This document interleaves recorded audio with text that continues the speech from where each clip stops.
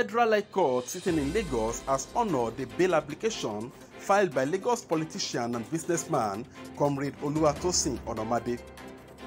Nigeria's Inspector General of Police Usman Alkali Baba on December 3, 2021 through his legal counsel Barrister Victor Okoye charged Mr Oluwatosin Onamade before the Federal High Court in Ikoyi, Lagos on allegation of false accusations levied against one Honorable Fatiu Jimoh Salisu, a former chairman Ijede LCDA, over an attack on a cemetery complex that claimed the life of Mr Tony Etunmuse Godfrey on April 16, 2021.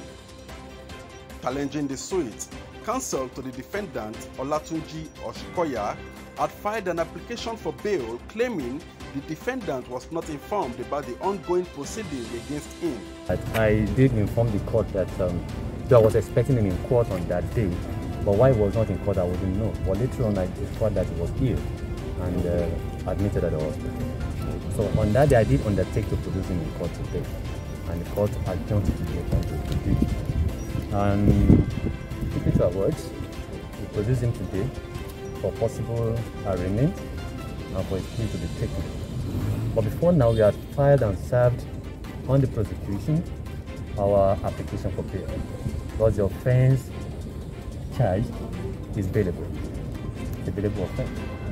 And though the prosecutor claimed that he was not served on the 16th of February, but the court directed that I should serve him in court, which I did.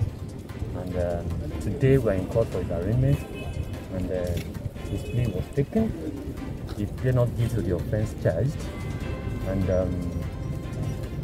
for us to move the application for bail, the prosecutor told the court that he was just filing his counter affidavit to application for bail.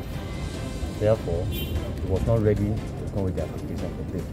So the court had no choice but to adjourn the matter for us to argue the bail application. But the court, sequel to counsel's application, released the defendant to me his counsel for him to be produced on the next day because of his failing health. As you can see, he looks great, and then it does spare our lives. I pray that he's alive to face this trial, because we know what is at stake here. And you probably would need to note that the court asked the nominal complainant, that Mr. Fatiu, what relationship existed between the both of them, and informed the court that they are political opponents, that they contested against him, and of course the rest is history now, because what that indicates is that there's one case that has political undertones, and we pray that we all see to the end of this matter.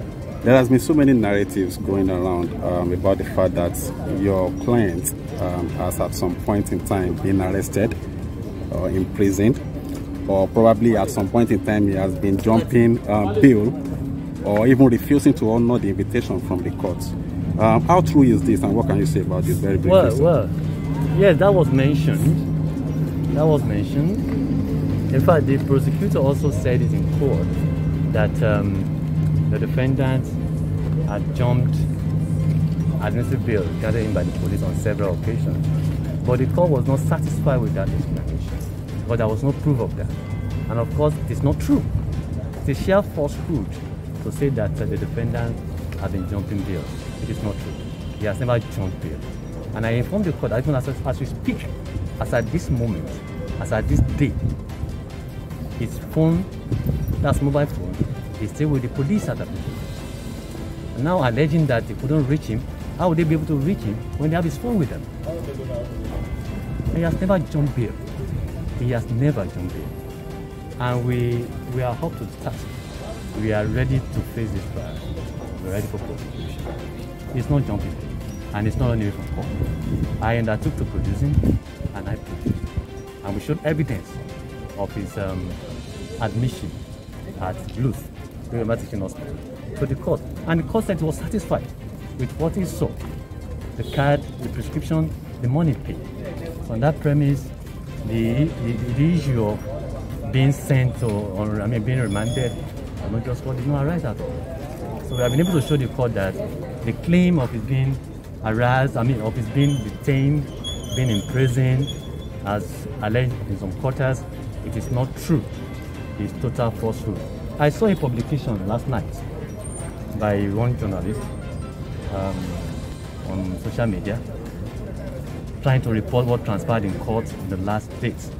And I beg to differ that some of those reports are not true. Some of those ones are not true. But we are not into that at the moment, because what we are fighting here is a legal war and not a media war. So today we appeared before the courts. The defendant was in court. He actually alleged that he was sick and professed some documents before the courts, which we are yet to investigate. He said he had been in hospital since 15th of February and was just discharged yesterday. Of course, we brought to the attention of the court that was not the excuse they raised on the 16th, which they said that he was actually coming. They never raised the issue of being sick on that 16th. That is actually what actually raised the doubt as to the veracity of what they claim about the health of the defendants. However, the case is sub judice. Today, arraignment was made, even though he's still, the court granted that he's still enjoying police bail at the terms of the police bail condition, that on the 8th day of March we will come back for his bail application. So they have filed their bail application. They have also filed a counter to the same, and on the 8th day of March we'll be adopting that, and the court will rule on the bail application filed by the defendants.